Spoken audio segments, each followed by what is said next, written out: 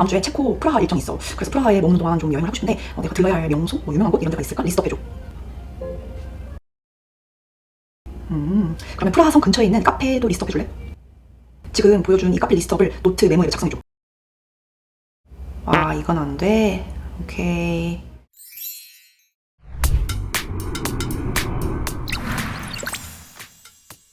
Hi guys! 고나고입니다. 아이폰, 아이패드를 사는 많고 많은 이유 중에 꼭 디자인이나 성능과 같은 그런 하드웨어뿐만 아니라 iOS, 아이패드 OS에서 제공하는 물 흐르듯 자연스러운 소프트웨어도 굉장히 큰 부분이죠. 그런데 작년 아이폰 16 시리즈에서 강조했던 애플 인텔리전스가 한국어 지원이 빠져서 이거 오히려 그러면 할인해서 팔아야 되는 거 아닌가 싶었는데 드디어 한국어 지원을 시작하게 됐습니다. 여러분, 이거는 잘 아는 사람만 쓰고 모르면 안 써도 되는 그런 거 아닙니다. 왜냐면 우리가 내는 아이폰 가격에는 이거를 쓰는 비용까지 포함이 되어 있는 거고 또 기존 경험과 많은 것들이 바뀌게 되거든요. 물론 현재 개발자 베타 버전으로 올라와 있는 상태라서 이제 이거를 안정적으로 사용하기엔 조금 이르긴 하지만 아주 곧 4월이죠. 4월 정식 출시 앞두고 있으니까 어떤 것들이 있는지 잘 봐두고 있다가 반드시 꼭 다 써먹어야 됩니다. 우선 현재 국내에서 가장 잘 쓰게 될 것 같은 기능들 순으로 먼저 소개를 할게요.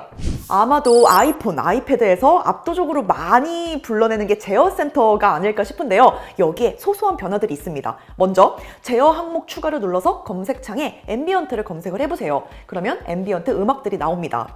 이제는 제어 센터에 아예 추가를 해놓고 이렇게 일할 때, 숙면할 때 등등 주변 음악이 좀 필요한 그런 상황에 맞게 제어 센터에서 바로 실행을 할 수 있게 됐어요. 그리고 음악은 애플 뮤직 기반으로 플레이리스트가 생성됩니다. 또 다른 소소한 변화는 이건데요. 제어센터 항목에 이것저것 빼고 넣고 편집을 하면서 느끼던 부분인데 기존에는 여기서 필요한 거를 스크롤해서 선택을 하고 다시 또 다른 걸 선택을 하려고 그럴 때마다 이게 항상 최상단으로 복귀가 됐었거든요. 빠르게 검색창에 입력을 하더라도 다시 돌아와 보면은 그 검색 결과는 사라져 있습니다. 그런데 이제는 아예 벗어나지 않는 이상은 편집을 하고 있는 과정에서는 이전에 찾았던 그 결과물, 그 위치가 그대로 이렇게 유지가 됩니다. 작은 변화지만 이렇게 사용자 입장에서 조금 더 수월하게 만질 수 있도록 개선시켜 준 것 같아서 반가운 기능 중 하나였습니다. 이번에 아이폰 16 라인업에 적용되는 새로운 기능, 시각 지능은 구글 렌즈와 유사한 기능이라고 생각을 하면 되는데요. 애플의 온디바이스 AI를 활용해 캡처된 이미지에 대한 궁금증을 해결할 수 있습니다. 현재는 카메라 컨트롤이 탑재된 아이폰 16 라인업 제품에서만 사용 가능해요. 그래서 이제부터는 카메라 컨트롤은 짧게 누르는 것과 길게 누르는 걸 구분을 하면 됩니다. 길게 누르게 되면 이렇게 비주얼 인텔리전스가 실행이 되고요. 여기서 렌즈 버튼을 누르거나 아니면 카메라 컨트롤을 한 번 더 눌러서 캡처를 하면 여기에 대해 묻거나 검색을 할 수 있어요. 물론 개발자 베타 버전이라 가능한 모든 것들을 현재 확인하기는 어렵지만 렌즈를 통해 이미지 분석을 하고 정보 제공해주고 텍스트 인식을 한 이후에는 시리, 스팟라이트, 캘린더, 메모 앱 등등 하고의 연동을 통해 추가적인 액션까지도 취할 수 있을 것 같아서 기대가 좀 큽니다. 여기에 좋은 소식 하나 있어요. 최근 출시된 아이폰 16E의 경우는 사실 카메라 컨트롤이 없는 모델이죠. 그런데 카메라 컨트롤이 있어야 활성화되는 이 시각 지능 기능이 지원이 된다고 발표가 됐습니다.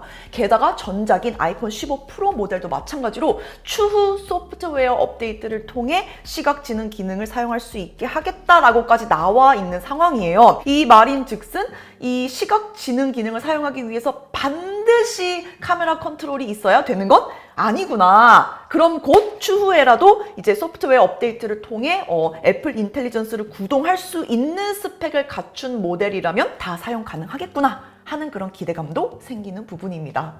글쓰기 도구는 한글보다도 영어로 작성해야 되는 업무가 있을 때 저는 지금까지 꽤 도움을 좀 많이 받고 있습니다. 이게 캐주얼하게 막 작성하는 거에서는 불편함이나 거리낌이 없다가도 왠지 격식을 좀 갖추고 적당한 예의와 매너와 센스를 갖춰서 내용을 전달하고 싶을 때 이럴 때 믿을 구석 하나 생긴 것 같아서 좋더라고요. 하지만 이제는 한국어 서비스도 되니까 더 마음껏 사용할 수 있게 됐습니다. 이렇게 텍스트를 선택하면 바로 액션이 가능한 메뉴들이 나타나죠. 여기서 글쓰기 도구를 선택합니다. 가장 상단에 있는 탭을 통해서는 변경하고 싶은 내용을 입력하면 새롭게 작성한 내용을 기반으로 바로 수정 텍스트를 적용시킬 수 있어요. 그리고 가장 많이 사용하게 되는 옵션들이 있죠. 간단한 교정부터 재작성하기, 그리고 3가지 텍스트 스타일을 선택할 수 있게 준비되어 있습니다.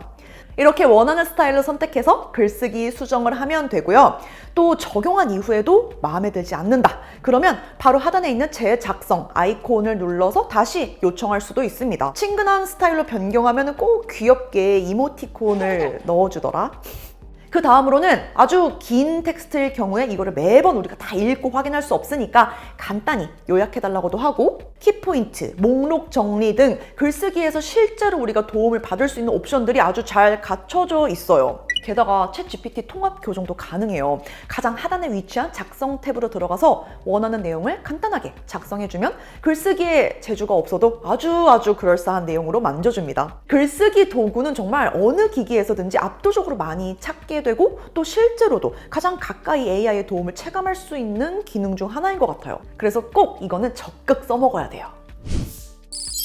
아이폰에 클린업 기능을 실행하게 되면 커스텀 머신러닝이 작동해 방해 요소를 자동적으로 식별하게 되고요. 그럼 이렇게 사진에서 반짝반짝이면서 표시가 바로 됩니다. 이런 요소들을 간단히 탭하면 이후 해당 부분에 픽셀을 채워 넣어서 클린업을 해주게 되는데, 문제는 깔끔하게 처리가 될 때도 있지만 그러지 못한 경우가 좀 더 많다는 겁니다. 갤럭시처럼 지우고 난 이후의 결과물에 대해서는 AI의 개입이나 완성도가 고려되어 있지 않은 모습이라 실제로 사진에서 예쁘지 않은 요소를 내가 제거한다고 했을 때 완벽히 이 클린업을 믿고 맡기기에는 이르다 하는 생각이 들어요.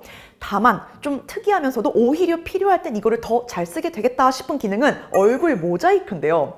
애플의 클린업 기능은 사람 얼굴을 객체로 선택을 하게 되면 이렇게 얼굴 인식을 하고, 아, 사용자가 원하는 게 모자이크구나 라고 판단을 자동으로 하는 것 같습니다. 그래서 안전 필터라고 표시가 됐었는데 이번 업데이트 이후에는 이렇게 신원 보호라고 뜨네요. 다른 건 모르겠고 신원 보호만큼은 아이폰한테 믿고 맡길 수 있을 것 같습니다.